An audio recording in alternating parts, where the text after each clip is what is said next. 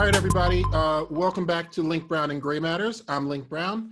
Today, I am with a good friend of mine who I met just a couple of years ago in France when we were both living in France.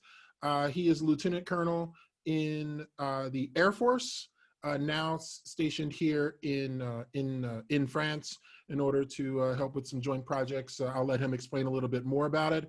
But I wanted to introduce him. He's a great friend of mine. His name is Ted Earp. Ted, thanks for joining us today. No problem. Great to be here. Cool. Awesome. So just a little story about Ted so everybody knows. Like I said, we met, we used to live in the same apartment complex when we were both living in Lyon. He was trespassing on my property, and This is true. as he usually does, breaking the law. So we actually, our families kind of hit it off, and really cool to realize he was from the Midwest, like I am, and is an expert in alcohol. So we've had a good time. So no, it's been a pleasure to get to know him. He's one of the smartest people I've actually ever met. I'm a little bit jealous because my kid thinks he's smarter than I am, but that's okay. Not true. It feels that way sometimes, but it's all right. So anyway, no, I'm just really interested in having the conversation. I think people are going to learn a lot from you. So again, Ted, thanks again for joining us. So No problem. I'm truly looking forward to it. Cool. So I want to just take a little bit of a step back, understand. So maybe, like I said, you grew up in the Midwest. So maybe you can just try to tell us where you came from and a little bit about your family. All right. I will do a quick statement at the beginning, and that gets everything out of the way from here on. Truly, everything you hear is Ted's opinions. There's no one else above me, etc., to the side that officially endorses any of these opinions or thoughts. These come straight from me, and I'm not wearing anything that would give me any authority. So having said that, yeah, I grew up in Louisville, Kentucky. I was born in Charlottesville, Virginia, but lived there for a very short period. My dad was in sales and management with something long ago called the Yellow Pages, where you actually had to open up a book to find a phone number. You couldn't find it in your cell phone. So he was moving around a lot with that, lived in 4 to 5 different places before I was 2. And then just after I turned 2, they moved to Louisville, Kentucky. So that is not the capital of Kentucky, in spite of what everybody thinks.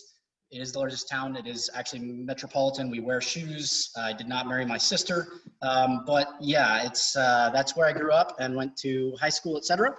And had somewhat the Midwestern, somewhat the Southern raising, because my dad's from North Carolina. My mom was born in Florida and grew up there, but the reality is her family's from West Virginia. And so definitely have that Southern flair at times. But yeah, kind of normal Midwestern, lower middle class, maybe lower middle class family, and then went on to university, ended up going to the Air Force Academy, which we'll probably get into at some point. And kind of things went from there. So I don't know if that's enough of a background. No, for you. that's great. That's great. No, I think one of the interesting things when I met you is I said, oh, because I'm from Cincinnati. Absolutely. And you're from Louisville. So I go, wait, we're about 90 miles from each other. Yeah. Probably, I think after about 5 minutes of knowing you, I realized we kind of grew up the same, both near a suburban area, but kind of rural, where you would say, I mean, and we're the same age. So I said, oh, this is really interesting. How we both end up living in the same apartment complex, how we both kind of have the same roots, more than anything, both growing up lower middle class. Right. But in a time that was completely different. Yeah. That in my view was completely different. So, absolutely. So I want to get into the growing up in the Midwest, in a little bit. But the first thing I wanted to actually ask you about was your name. So your name is Brian Earp, or Earp. How do you say it? So we, my family, and the ones that stayed on the East Coast say it Arp. The ones that moved west say it Earp. Earp. So that reminds me of somebody famous. Correct. And so do you have any relation or, so maybe you can just go into the history of your name a little bit. So, and I am not the foremost person on this. The reality is, I guess in a lot of ways, I'm a very much live in the now. But my understanding is the ARPs, when they came to the U.S. long ago, before the U.S. was the U.S., many of them didn't know how to spell their name, sign it, everything like that. So you had this interesting derivation of the spelling that evolved over time, where some people very early on were signing it literally RP just because that's what the letters together sounded like if you said ARP. Again, my understanding, some historians probably going to tell me I'm completely wrong, but there were some folks that fought apparently in the Revolutionary War, I've been told, and then there was a group that wanted to go out west. And those that went out west to kind of differentiate themselves from those that stayed, decided to start pronouncing it different because it had at that point evolved into this EARP that did not seem right when you pronounce it ARP. And so they became the Earps, and that created obviously the famous sheriff Wyatt Earp. So theoretically, distant branch on the tree, somewhere back in my history is the Wyatt Earp side. But yeah. Okay, so I ask you for a reason because I'm always people ask me, they'll say, "Oh well, where's your family from? How much of your history do you know?" And I only know back to essentially the end of slavery, right? So it's all I know, and for me personally, it hasn't meant a lot to me. But I was always wondering, I have another story about a guy in Italy that I know who knows like 600 or 700 years back of his history. But I was wondering from your side, like what significance did it ever have to you or to your family? How did that, like knowing you were related, play out for you? So for me personally, it plays out when people read my name and ask the question. Obviously, going through basic training, I had to memorize lots of quotes from Tombstone and answer the question all the time while being yelled at or lots of things. Or the first time that I went to a gun range, they had a competition between me and another kid on quite a few people on who could draw a gun the quickest. All the silly things that you can imagine when you give 18 and 19-year-olds a little bit of power over each other. That occurred if you throw in some type of history with potentially a famous Wild West sheriff. But other than that, honestly, the importance wasn't there, and I very much agree.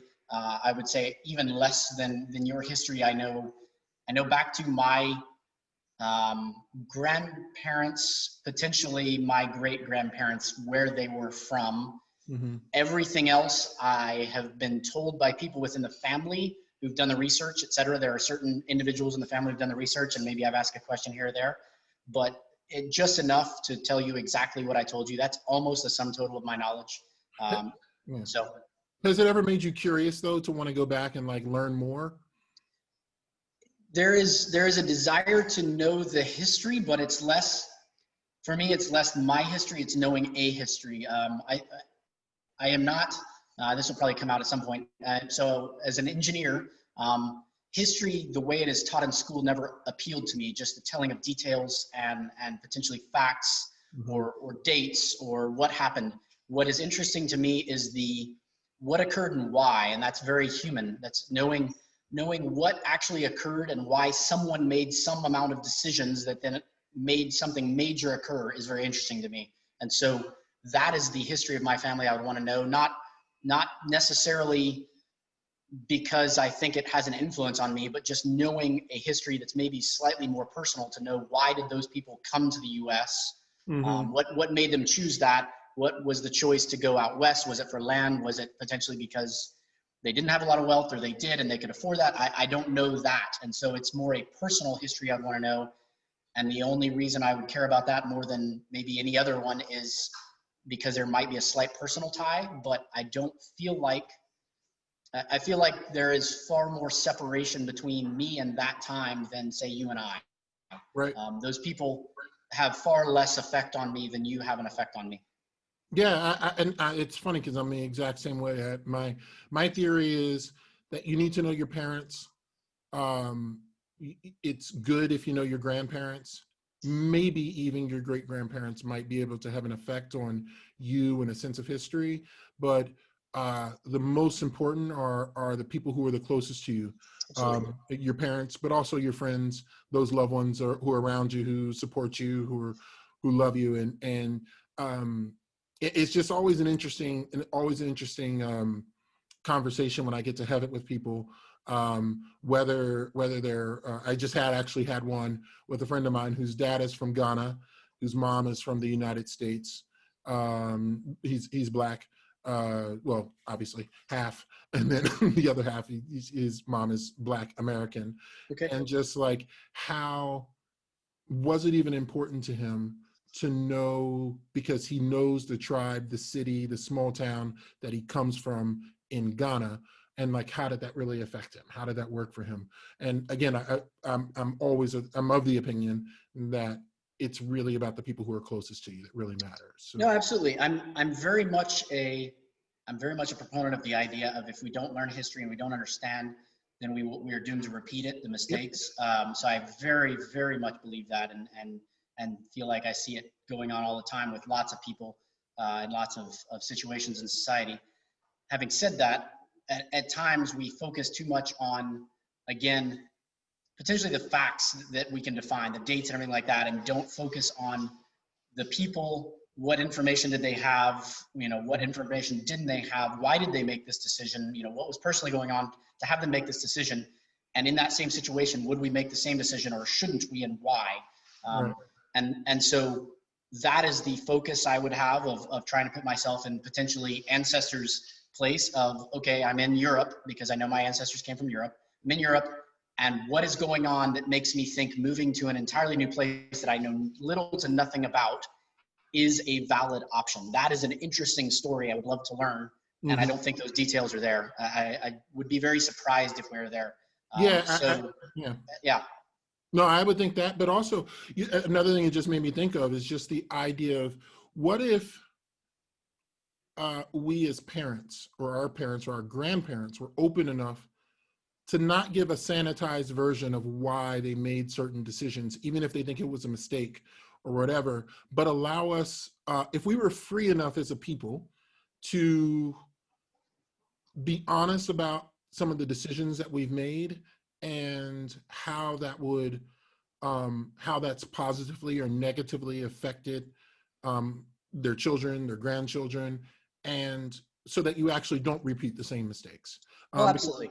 Yeah, because we don't have information from 150, 200 years ago, but we do have it from the living, and but it's kind of weird because you have to be able to be honest about it without trying to sanitize it to make it something that it's really not.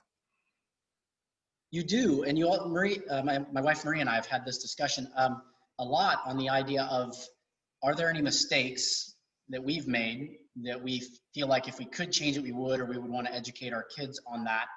And it's a very interesting and fine line, because if you potentially like where you are, if you like your family, your kids, your loved ones, you don't know if you would be there without that mistake. Right. So mistakes make us just as much as all the success out there. And so we as a society forget that learning from our mistakes and getting better as people, just literally, if we try and make no mistakes, we will never be better. You cannot succeed without failure. And we've forgotten that, and we've forgotten that leaders, or that the good people that we think of as historically these amazing heroes, or the people that set up our society, had to make lots of mistakes before they did that thing that put us where we are. We've sanitized our lives in so many ways to show just the best, but the reality is the worst is what defines us, and that's not a bad thing. How we respond to the worst is very much a function of who we are. Mm-hmm. And again, it's that honesty, and it's realizing, well, there's a few things. One is realizing that the worst is not when you can be honest about it. Absolutely. When you can be transparent about it, you create a situation, again, where everybody learns. But you also have to realize that just because something bad happened doesn't necessarily mean that the future is bad as well. I mean, meaning, I'll say it a different way. That when like you don't know what positive things are going to come from that negative thing that happened, right? So it's kind of it's really difficult to try to assign a moral a moral judgment on something at one specific point of time, not realizing that there are still positive impacts that come from those decisions and those things that happen. Not a single one of us likes poop, and yet we use animal poop as fertilizer, and it grows pretty cool things. That's one way to look at it. Yes. No, I mean, the reality is it is the bad thing. You know, you look at, if you think the European Union is good, if you think any major conglomeration or the UN is good, without World War II, that it wouldn't exist. Mm-hmm. That's the reality. World War II was a terrible thing, and we as Generation X and those after us, and even those right before us, my parents, don't have an understanding for how bad it was. Right. And living in Europe, Americans have no understanding for truly how bad it was. Having said that, there are many good things that would not exist today without it. And so it is okay to say this was bad, but good things came out from it. Right. It is okay to acknowledge both of those, that both of them can be true. And we try and sanitize these days where we can't acknowledge that good can come from bad. So it leads me down a discussion that we've had often, and that I appreciate being able to have with you, because again, as we grow up in the Midwest together, I go, if I show people pictures, pretty much it was me. It was pretty obvious to see who, you could tell who I was, which one. So rural Cincinnati was basically me and a bunch of other white dudes around me in the early 80s, right? So I mean, there's a few black folks, but I was related to most of them, right, that I was around. And I really, and you know, like I saw things like Confederate flags. I saw things like it's very common, in fact, in my little small town. I saw a lot of things, but it's very strange for me. And again, I have to put a caveat, because I'm the youngest of five. My oldest sister was born in 1964, or 62, sorry. Her experience is going to be completely different from what my experience was. I was born in 1976. The world was a slightly different place than 1962, right? Absolutely. And which was going to be also different from my mom, who was born in the South but grew up in Cincinnati. She was born in 1941. All of our perspectives are going to be completely different. Absolutely. But it's one of the things that we talked about. Like, I always thought when I was growing up, I knew I was black, obviously, but it wasn't something that I felt like was negative, or like that I wasn't equal to the kids that I was growing up with. I don't know, like, so for you in Louisville, like, what were like race relations like? Let's say, like, for you as a child, how was that? How was it? So I said up front, parents were from the South. Having said that, very much, I guess, against what you would consider, or not at all the stereotype of what you consider the South from the time frame. They're both born in 44. So from a very early age, there was no discussion, negative or positive, on blacks, whites, Asians, Latinos, anything like that. It was all the person. So in the neighborhood, there were multiple black families, there were Asian families, all the kids played together. Now Louisville is relatively white in comparison. Kentucky in general is relatively white if you compare it to some of the other, as you go further south, states. But you know, in school, in the neighborhood, some of my best friends were black, some of my best friends were Asian, and the idea of thinking of them as different, literally, I don't know that actually even occurred to me as a thought, Right. until university, college, where it was almost forced upon us that there was this new construct where, and it was forced. And to be honest, it wasn't forced from the white side. It was forced from the minority side, that the minorities were supposed to stay together to protect each other. And I had a black roommate that played basketball at university, and he was very much at times, he told me, and hopefully he doesn't get annoyed with me for saying this, but he was ostracized. He was from Houston, Texas, and he was ostracized by some of the other guys on the team that were black because he had a white roommate. And so the reality is that was the first time where it clicked that potentially I wasn't supposed to interact with others that didn't look like me. It was very bizarre. And at that point, it was this interesting lens to then look back on how easy interactions had been, and when there was no thought to that, when we were just people, and whether you got along or didn't with somebody had nothing to do with where they were from. I grew up playing soccer, obviously it is actually a normal Midwestern thing, but not a normal American thing, we'll say. And you know, my high school was a magnet for lots of exchange students. And so we had Nigerians on the team. We had lots of various African countries that students came over from, as well as European countries. A Norwegian guy that was the first person I ever saw kick a ball who could knuckle it to make it dance. So the reality is, it was very bizarre when that kind of how potentially others view the world was slammed in front of me, and I was forced to view the world in the same way. It was jarring, to say the least. Yeah, you know, it's interesting because so I want to come back to the time when you were confronted with that. I can say from my experience personally, I really never talked about race personally. I heard it in my house, but I personally never thought about it. I heard the N-word one time from one white kid. I was 8 years old, and he said it and ran, and we punched him just because we heard that you were supposed to beat him up if he said something like that, right? I'm with you, like, and actually, I would also say that I heard a lot about it actually in my church more than anything. Okay. Where we would talk about Black issues in church, and I would go, like, it didn't really drive necessarily because I went to an all-Black church, but I lived in basically an all-white community, and I went, well, and again, it was never something where they were saying something derogatory, but they were definitely starting to create a distinction, and I never it never really made a lot of sense to me to make that distinction. But again, born in 1976, completely different world from the people Absolutely. who were before. So I don't want to discount their experience. I just go, for me, I feel blessed to have grown up in a time where I never thought about it.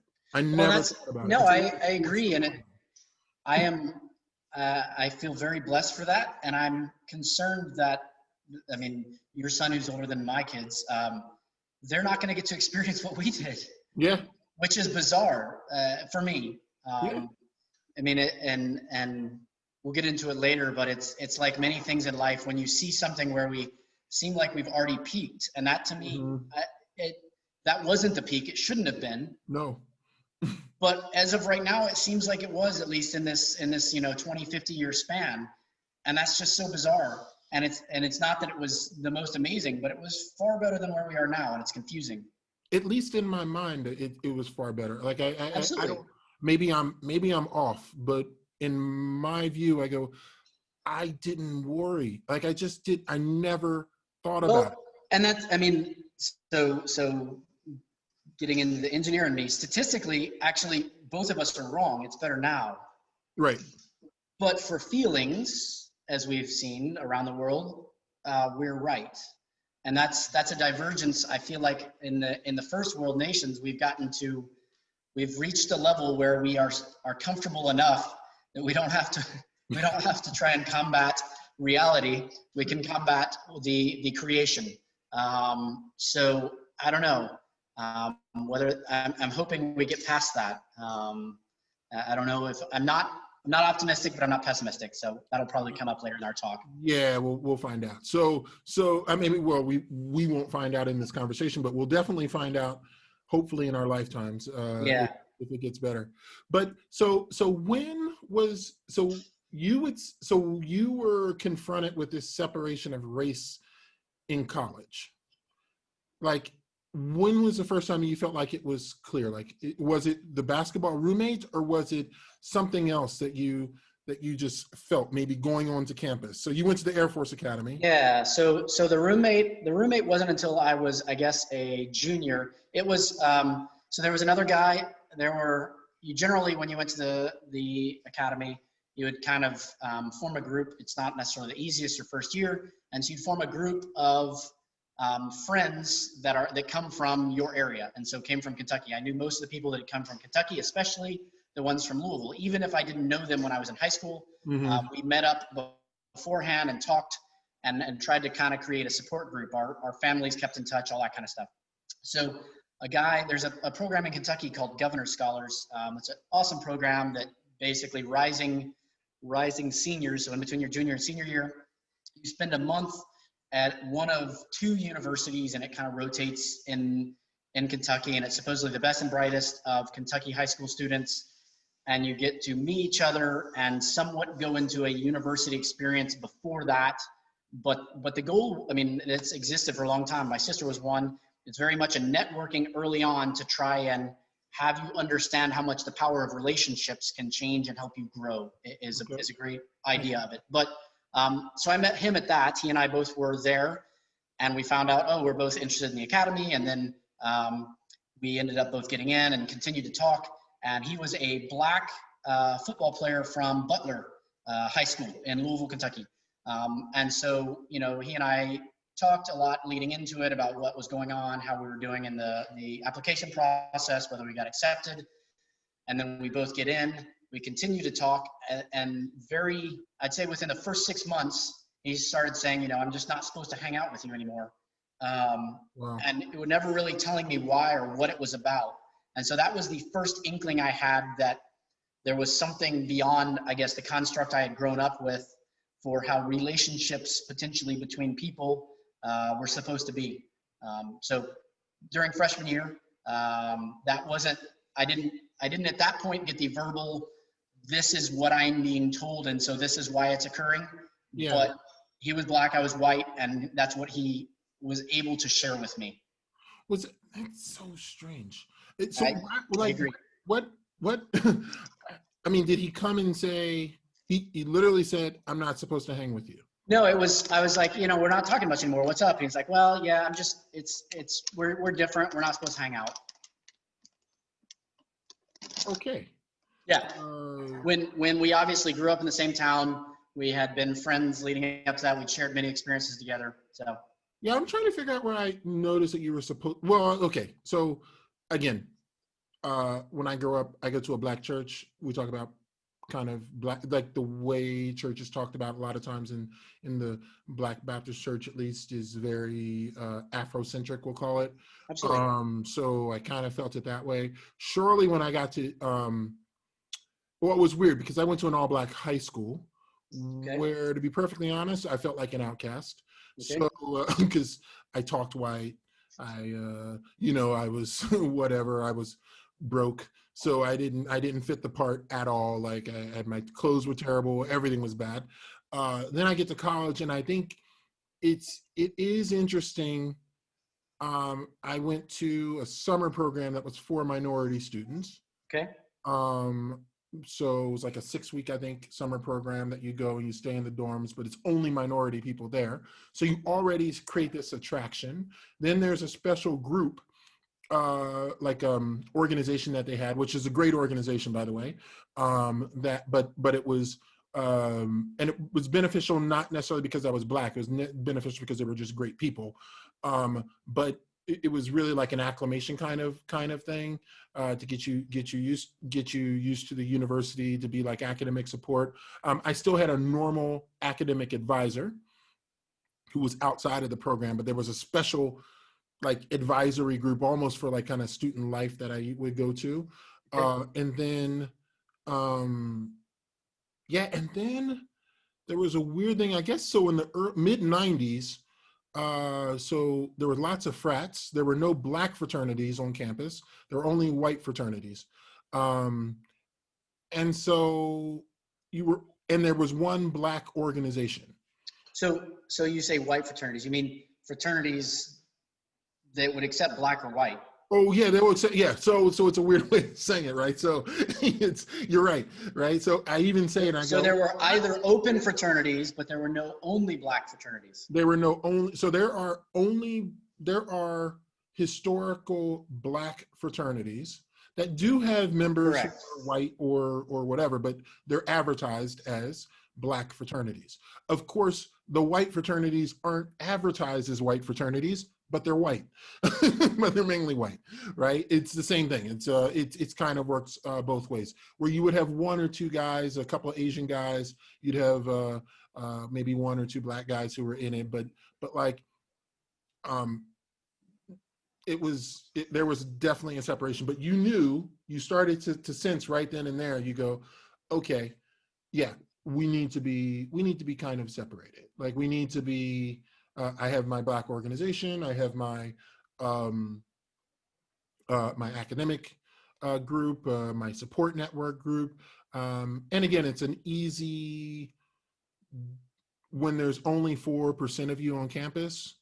It's an easy way to distinguish yourself from other people. So it's a weird dynamic, but you're right. Even me, like who I personally have lots of white friends and had lots of white friends growing up. My best friend was white growing up.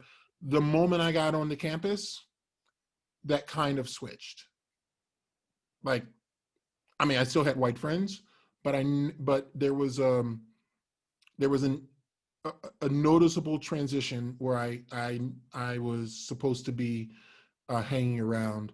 Which, Yeah. I mean, so it will keep coming up.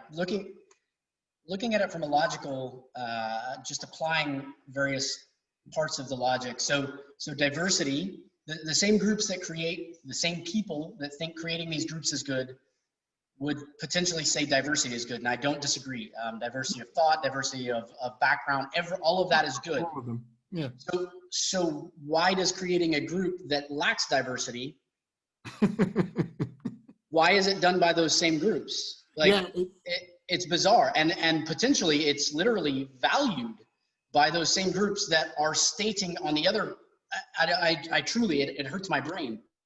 I don't know. I don't understand. I think there was a so from my perspective, I think there was a value in it Okay. years ago.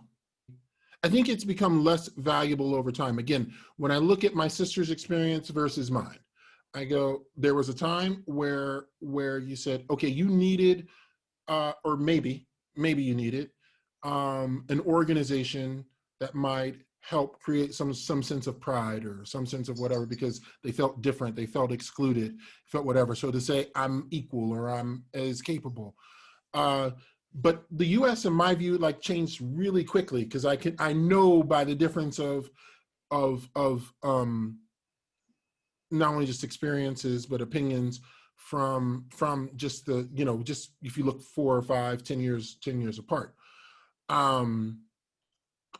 So I think there might have been a value at first, but I think it never evolved, and in fact it became more tribal, and which only creates more tribalism all around, right? It doesn't help diversity more, and we've eliminated the whole idea of like what diversity is. Like diversity is no longer diversity of thought or culture. It's now strictly skin color or sexual orientation or gender or sex or whatever they want to call it, right? Like where we lost the fact that there are 7 billion people with brains who all think a slightly different way, and that there's beautiful diversity in that, and I think we've kind of lost it. I agree with you. It's and it's also off-putting, particularly when I look at like you said, our kids might have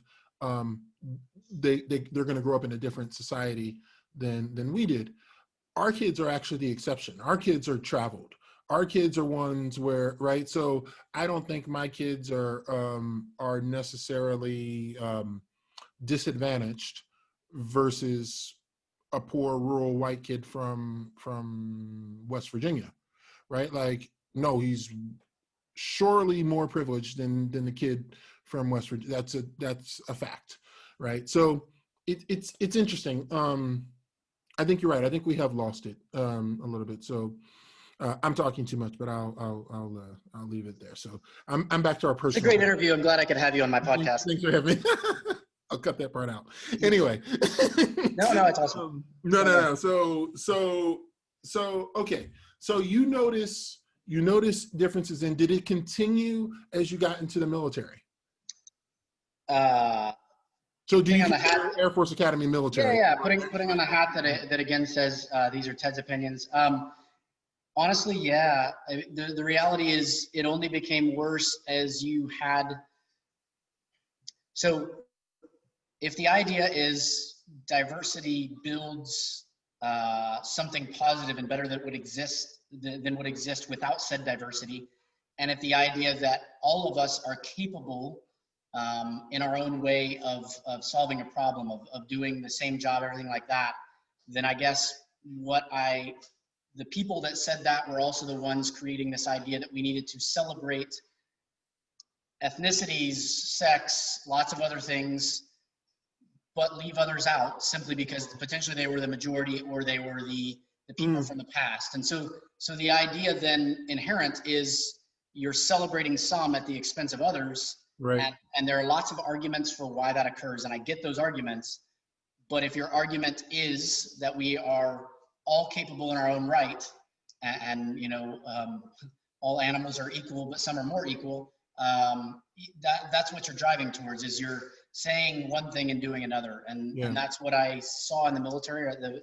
In general, you can look historically, the military is kind of a leading edge location where various social experiments have been tried.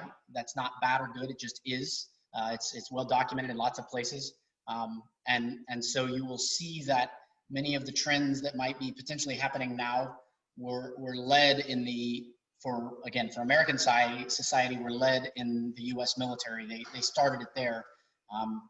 And whether those experiments succeeded or failed didn't necessarily change whether they continued or society followed them. So, and you get an interesting perspective on seeing that, because many of the other militaries of first world nations are not used the same way and are far behind potentially social change, even though the European countries are held up by many in the US as ahead of us in social change.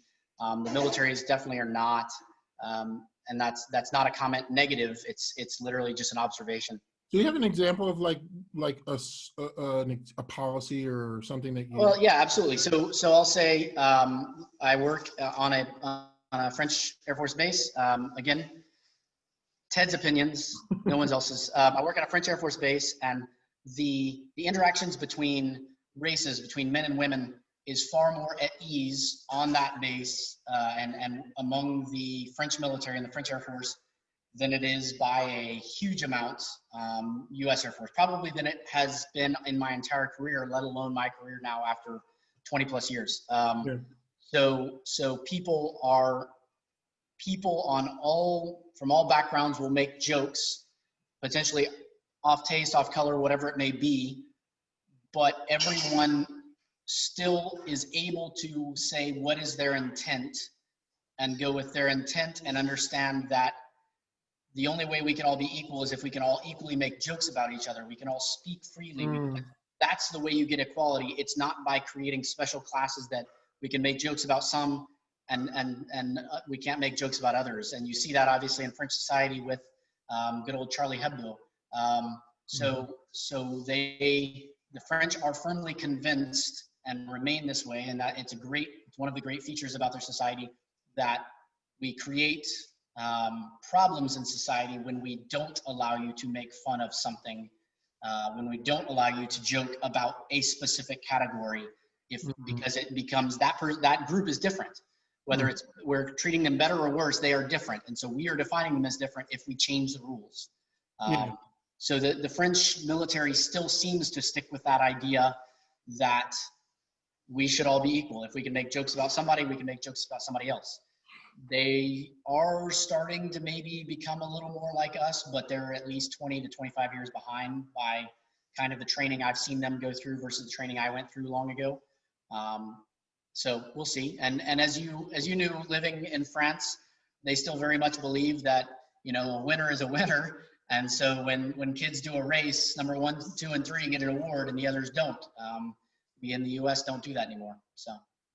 Yeah, it's interesting because you talk about the military having that idea in France. I don't know how well that translates though to their actual society. Okay, take the Charlie Hebdo, we'll take that out. And I'm not talking about, well, first of all, in daily life, they would never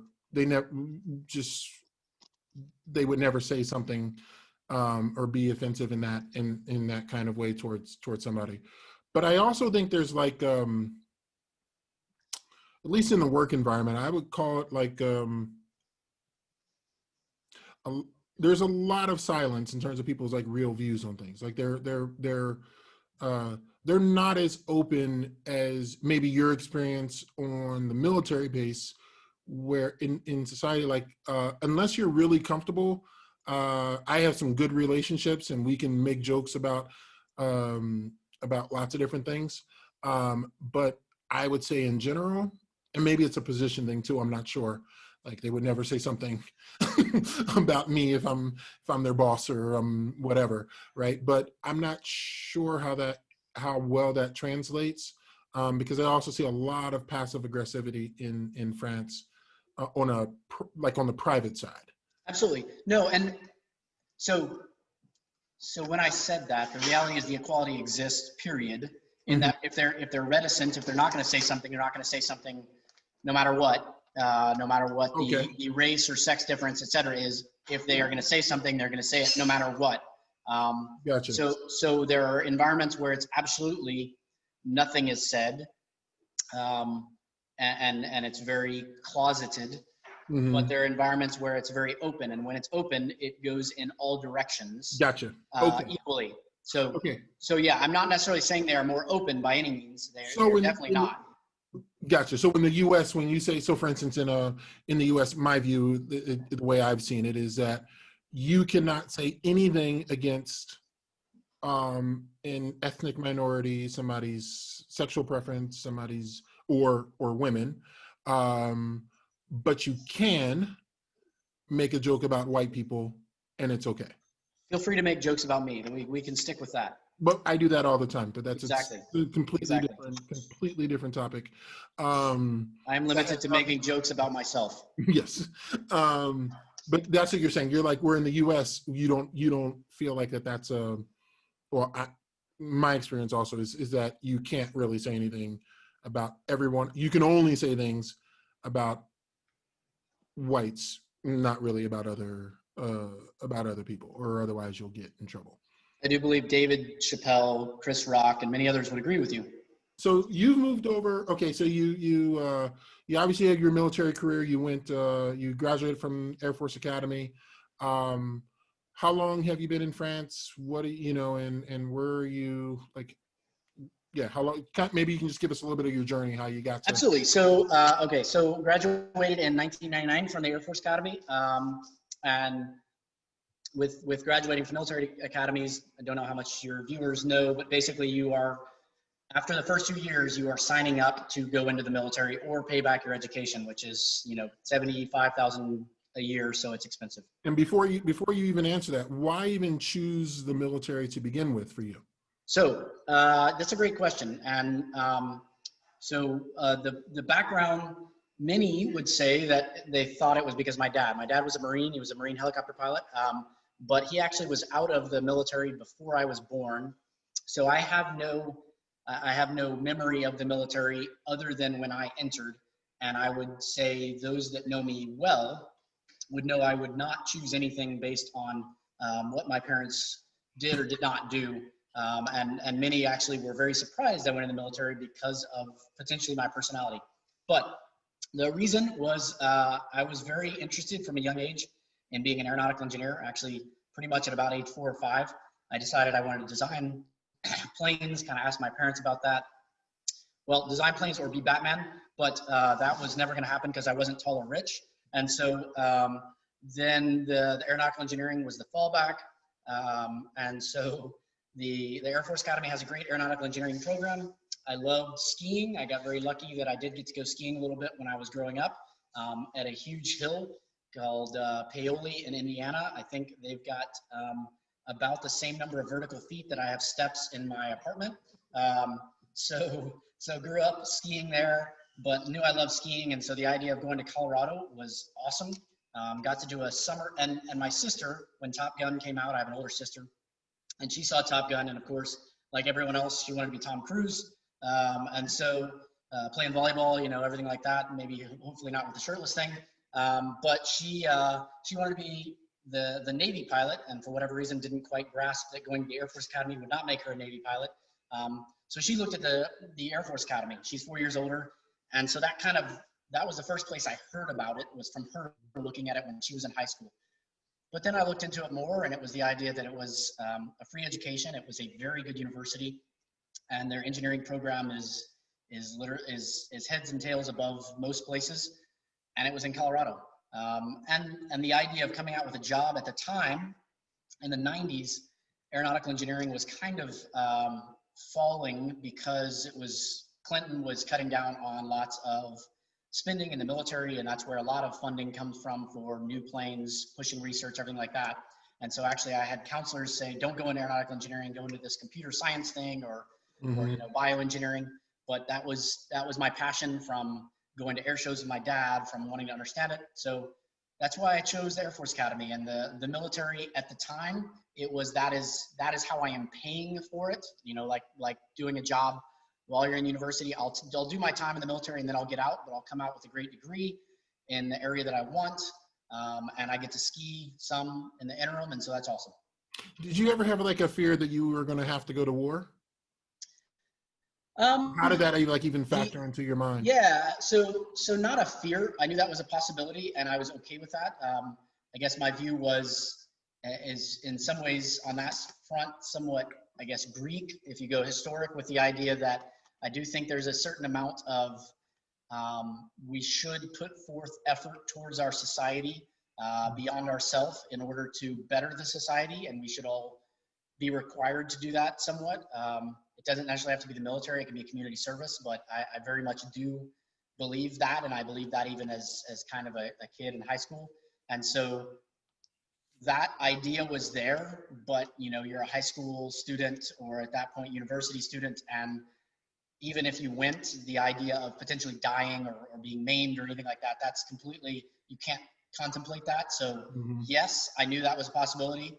I didn't have any issues with it because you don't understand that reality until you're in it. Yeah. Do you feel like other people did though? Like my parents, absolutely, and others that I mean, everybody from my parents' generation that experienced Vietnam, either themselves personally or through friends, family, etc., absolutely had that thought process, or I guess a mentor of mine that helped me get in, and he wrote some recommendations and stuff, that was a World War II vet. Absolutely. They had that in mind. But again, so my dad was in the military. Both of my grandfathers served not in the military, but with the government, and within the Earp family, there was a history of military service. So it wasn't anything outside of, you know, it wasn't a surprise that somebody might within the family do that. Gotcha. Okay. Just a surprise that I did it. Okay. All right. And so you go to the Air Force Academy, you say graduate in 1999, degree in aeronautical engineering, and you went to Colorado after. Yeah, well, yeah. So that was in Colorado Springs. So then from there, my first job is actually kind of a funny job given what we've been discussing. So I got my career field ended up being aeronautical engineering, which is what I wanted. but I got a year. I competed for this cool job. I don't even know if it exists anymore. It was called the Gold Bar at the time, which stands for the rank you wear on your shoulder. It's a gold bar, which is the second lieutenant, the lowest rank. And my job was to go to an area and help with recruiting, but specifically recruiting for the officer programs to ROTC. So those go into the university that are then going to go on in the military or the academy. And especially in certain areas, it is focused on minorities or low income, trying to help those that academically and have the aptitude, but wouldn't even think about it, to get scholarships and et cetera. Again, to increase diversity. So I was sent actually, or competed and was selected to come back to Louisville. So I lived back in my hometown for a year. And it was great because, you know, with the Air Force Academy, you have to graduate in 4 years, and most of my friends were in their 5th year still of university. And here I am making money and back home kind of with my friends. So that was kind of cool. But it was also an interesting situation just because, again, it's focused on minorities, but Kentucky has such a low minority population, it's actually focused more on low income. So I was traveling in lots of areas of Kentucky I'd never been into, and I started to understand many of the stereotypes that exist of Kentucky, for better or worse, because of how bad it gets as you go into the eastern mountain towns for income, the coal mining towns and everything like that. Just how many of them do not have prospects for the future because their parents they can't afford it, everything like that. So seeing that, and what's terrifying is it's now worse from my understanding. I haven't been back in many of those places, but with many of the opioid crisis and things like that, those are the areas that are hit. So I can only imagine what it would be like when the prospects even got worse. But that's where I would go, and I would go to a high school to talk to students about, you know, another option for getting university paid for and everything like that. And it was just so bizarre because, again, for them, the idea of potentially working the farm or just struggling to get by was the best that they thought they could do. And it was also interesting because I would be going in maybe beside the normal military recruiter that is not recruiting for officers, that trying to send people to university. They're trying to get them to go straight to basic training, become enlisted, especially in those communities, it's Marine or Army. So the kind of joke is you're trying to get them to go catch bullets. And it's not, and it's a stereotype, but it's reality. And I would go into the place where a mother had been convinced that her son was going to Paris because he was going to Paris Island by the Marines, but the recruiter had told her he was going to Paris, and she was so happy he was in France. So it was sad. It was really, really heartbreaking to see these communities. Was the recruiting process different then for if you were an officer, like looking for an officer versus looking for enlisted, like somebody to just enlist? I mean, the selection pools are relatively different because you're looking to become an officer, you have to have a college degree. And so the programs that are recruiting for becoming an officer, either you're recruiting people who already have the university degree, or you're recruiting them and they are capable of going to university to have the scores, SAT, ACT, or GPA, and they can take tests and potentially earn their right to be at the university. And then from there, they're still competing to be within the military. So yes, it's selecting from a different pool, and it is a different process. And I would assume, like you said, you're talking about having people catch bullets. Like it's that's not the ones generally the officer going to. Mentally, et cetera. Yeah. Interesting. Okay. So you get into, okay, so that's your first job. How do you even get to France? All right, so in between, after that first job, I went and got to do some fun, very cool, cutting edge research engineer type stuff out at Edwards Air Force Base, testing X-planes and fun stuff. I was in an office that worked on looking at next generation space technology, how we would get there, how we would get back, with things that fly as opposed to just rockets. From there, realized that even though I enjoyed school but didn't really, I guess, care about doing the best I could do. It was just trying to get through it. At university, I actually enjoyed truly what I was doing and enjoyed it enough that maybe I wanted a master's. And so started looking around at whether I would get out after my 5 years, or maybe the military would pay for it. And actually interviewed at the Air Force Academy to come back and be an instructor, and they liked me enough to then sponsor me for a master's. So they paid for my master's to go get that and then come back and teach at some point for them in aeronautical engineering. Did that, again, studying advanced future type stuff, and worked even, so my research I did when I finished up in Louisville was looking, let's say, 10 years out. I then started doing research that was looking 20 or 30 years out, did that for 2 years, and then started teaching at the Air Force Academy in aeronautical engineering. Enjoyed it, loved teaching. Didn't know I was going to necessarily love teaching, absolutely loved it. I loved it enough to say, okay, yes, I maybe will go to school again, and they selected me to do a PhD. Did that at Virginia Tech, so got to spend 3 years in Charlottesville, Virginia.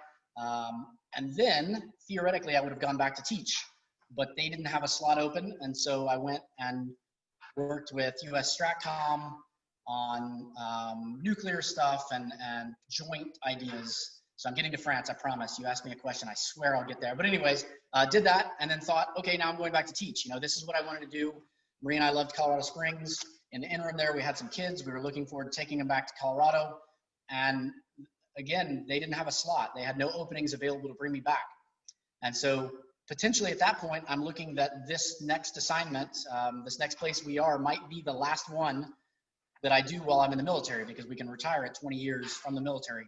And so it was very, in some ways, disillusioning, because I really wanted to get there, and now I know that's not, at least at that point, going to happen.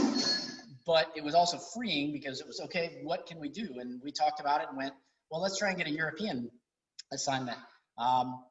That's, in the military, normally getting an overseas assignment is relatively easy. For engineers, it's not, because the Air Force, we don't have as many engineers as we'd like, and the vast majority of those engineering jobs are in the US, so you have to kind of be released from that group that manages you to go do a job that's outside of your area.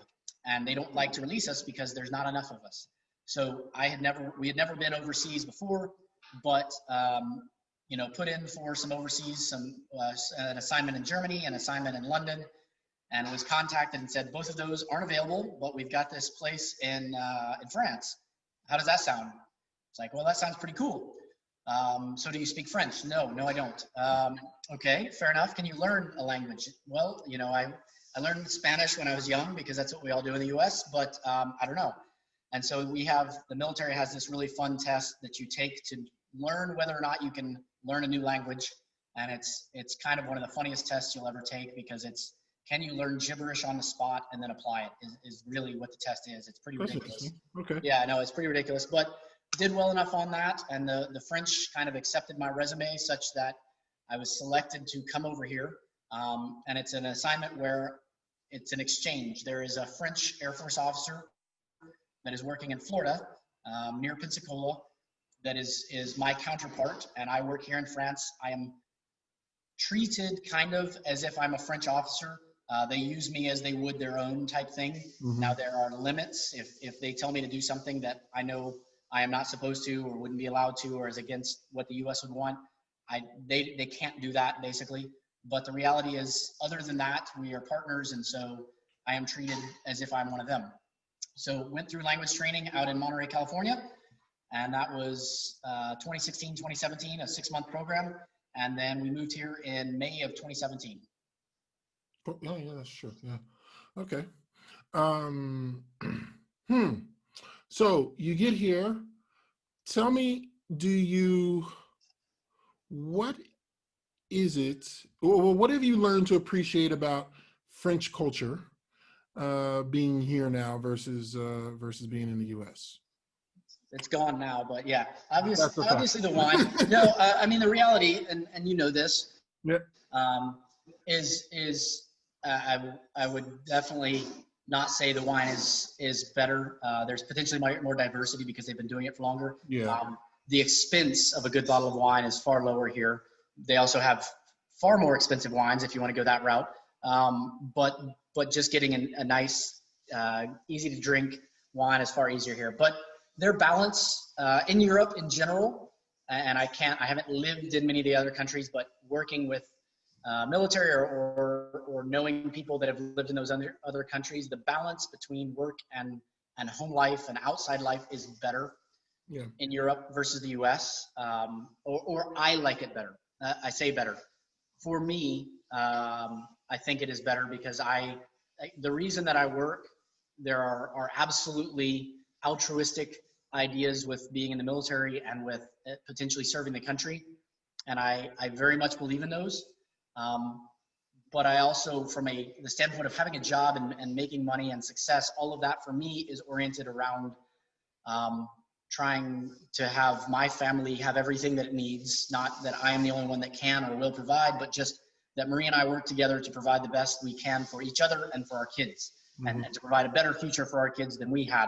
Not that we have a bad life, but just to always make things better and seek that things get better for society and for them.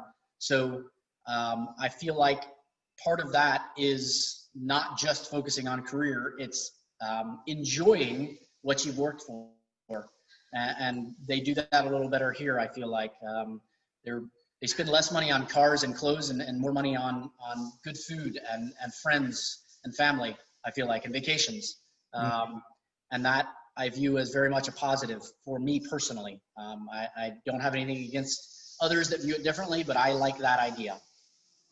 Yeah, I learned to appreciate that for sure. What have you missed in the US? Obviously, so the culture that raised you, as long as there's not something destructive in your past, again, that's an assumption because I don't have that, but I would assume for anyone that wasn't forced to leave because of persecution, ethnic, religious, whatever it may be, being back in your culture is simply easier. You don't have to work. You understand when someone interacts with you. If they're doing something that seems negative towards you, you know that that's because it really is negative. If they're doing something positive, you know that it's really positive. You don't have to question whether it's simply cultural or potentially make the wrong choice. So probably ease of interaction. As you know, customer service in France, it's a very weird, there's this bifurcation that exists within France. You can get some of the best customer service you've ever had once you've developed a personal relationship with somebody. But until that point, it is, I mean, you're convincing them that you're worthy of being their customer. And you know, yes, I'm sorry. I apologize for making you come over to my table to serve me in your restaurant that I'm going to give you money after the fact for being here. But then once you actually develop a relationship, I mean, that we've had this discussion. It's this weird thing of you have this, almost using US ideas, this northern standoffishness that exists day to day, or even New York, which is more big city. Yeah. And then when you meet them and get to know them, it's very southern, small town. They will do anything for you. Yeah. So it's bizarre. And so I'll say that while that's neat, it's still hard to judge. It still confuses me even after being here now over 3 years. It's hard to judge what someone's intentions are, you mean? Yeah, just when is that switch going to occur, and will it ever occur, and why are they interacting with me this way, and all of that. Again, I am amazed at the many people I've met here that have cross-cultural marriages, not because I view that as bad, but just because I know how many arguments, people who understand each other get into. So if you throw in being raised in a completely different culture, and even worse, if you've got two people that don't natively speak the other's language, can speak it, but they didn't grow up with that.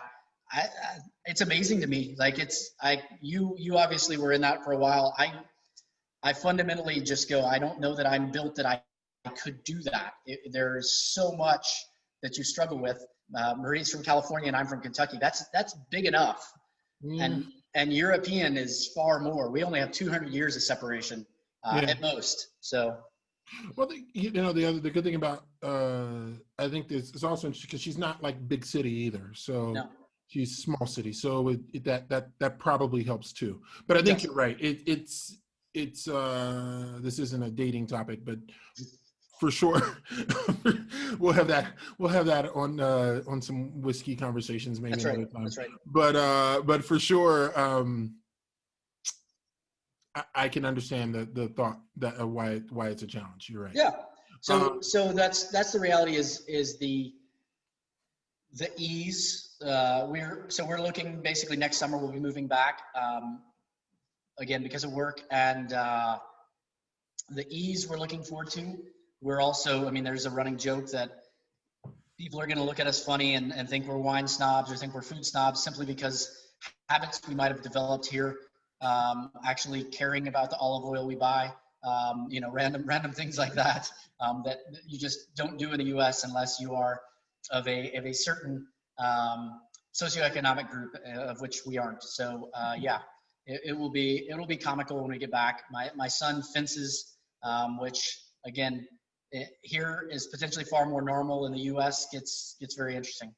Yeah, interesting. Okay, all right. And now, we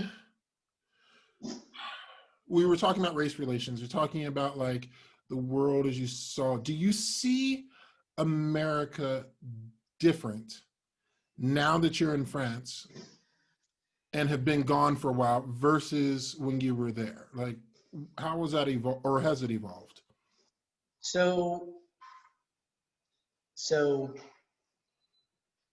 the how I view America by the facts, by what I was raised with, everything like that, has only gotten more positive. I see relationships between ethnicities, between religions, between across country lines, etc. here as far worse than in the U.S. and than any assumptions the U.S. someone who hasn't been over here would have. The stereotypes from country to country and the fact that it's just accepted and talked about so openly, to me, still amaze me. So my view of America and I guess how it was and how it is factually has only gotten more positive. What has gotten more negative is seeing how much we are letting emotion, I'm not getting into where that emotion comes from, but emotion drive us into thinking it's bad, and so creating division is hard to watch from here. Because viewed from here, I know what we have and what exists, and it's very, very sad to watch that occur, what the things that are happening in the U.S., when I know truly how much better and how much further we are ahead of many of these countries over here and these societies over here. It's really hard to watch. So it's both gotten more positive and negative. I view what we have created in some ways more of a positive light, but the path we're headed in more of a negative, because we are allowing ourselves or others to drive us and create divisions that don't exist and shouldn't exist. And yeah, it's bizarre. I won't go into a monologue. I'll just tell you first. It hurts. It hurts. I appreciate your answer, because I fundamentally agree. I didn't actually think about it in the terms of, oh, I see it as better. Like, I've always been very appreciative of what, not always, I should say. I learned probably about 20 years ago to be appreciative of what we have in the US. And I come here and I'm literally not affected by anything that happens the way they think or their society or whatever. But I look at people who grew up here, who are different, who are in the other category, who might be poor, who might be whatever. And I go, I couldn't imagine. I wouldn't want to be that. No, yeah. I mean, well, you and I were at lunch together long ago, and it's a story I tell often of having families that were multi-ethnic telling you what your experience as a Black man in America growing up was, and that you had it wrong. Right. So, yeah, I mean, that's that in a nutshell is where honestly first world nations have gone. Is this idea that what I think about you and your experience matters more, and or my feelings matter more than any type of reality or fact. So what I think you're saying is more important than what you're actually saying. So. And I hope that's what we can achieve, like through these conversations here. Absolutely. Is that people stop listening to what the media is saying and start hearing from normal people who have a vast number of experiences based on their own perceptions, based on their own lives, and are able to that we're able to like create a new reality for people and new perspectives for people so that they actually learn, instead of, like you said, having people come to you and tell you what your experiences are. And that doesn't quite make sense, but Absolutely. no, I appreciate it. So I'll wrap up with my final question is so you said you're moving back next year, but what's your hope? What's your next step for the Earps? So I guess potentially by the time this will be on, hopefully it'll be 100% official, but we're headed to Annapolis, Maryland. I will be teaching physics at the U.S. Naval Academy. Oh, great. So very excited about teaching again. It was one of those things where Marie and I talked about a lot. We're really excited. Marie nor the kids have been to Washington, D.C., and I haven't been in a very long time. None of us have been to New York. We haven't really explored the East Coast. And so we're really, really looking forward to that. I'm really looking forward to teaching again, and we're looking forward to being close with family, et cetera, again. So that's the cool. The bad is we realize we have less than a year of getting to enjoy Europe, enjoy being with you, with our other friends. Truly, I will say this has been one of the coolest experiences.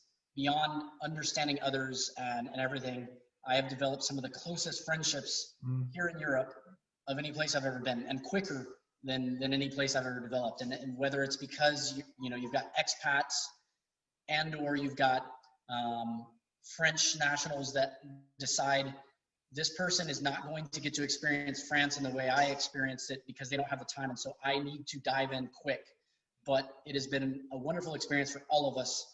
The friendships and the fellowship we've had here. And I guess what makes me sad about it is why I'm not seeing that occur everywhere as easily, because we're talking major differences in perspective. As I get a dancing bird behind me, we're talking major differences in perspectives that we all get past and learn from in positive ways, as opposed to focusing on any negatives. And I guess that's how I think it should be and could be. So it's been cool to experience that. So I'm going to miss that, and I hope it can continue somehow. But yeah, that's kind of what's next for us. Cool, man. That's awesome. Congratulations. Obviously, I'm going to miss you terribly because you've been a really good friend. Yeah, you've been fantastic, and I expect you to visit to bring me cognac because it'll be too expensive to order it, and other fun things. That's true. I will definitely do that, and definitely now I won't have a connection to get my stuff from the U.S. unless I'm traveling. Unless I'm traveling there myself. Well, there's still Alan, our Irish friend. He's still looking at starting a French whiskey company that does Irish whiskey with some bourbon influences, and he needs the international perspective of a man living in Geneva, and he needs Dr. Whiskey to help him out. So yeah, we're gonna do it. All right, so me and Alan will have to surely stay connected. But seriously, I appreciate you. You've been a fantastic person to me, to everybody in my family, and to my son. Thank you. You and Marie and the kids are amazing, and I just really appreciate everything that we've been through. Thank you very much. I appreciate you sharing your perspective here too. No, thanks for having me on here. I'm truly honored to be on here, and that you would want me to be on here. Cool, man. All right, so all the best to you. I'm sure we're going to talk again soon. Sounds good. All right, bye. Bye. All right, guys, we hope you loved it. Help us spread more global understanding, encouragement, and inspiration. There's 4 things you can do for us. You can comment, subscribe, like, and share. Enjoy the journey.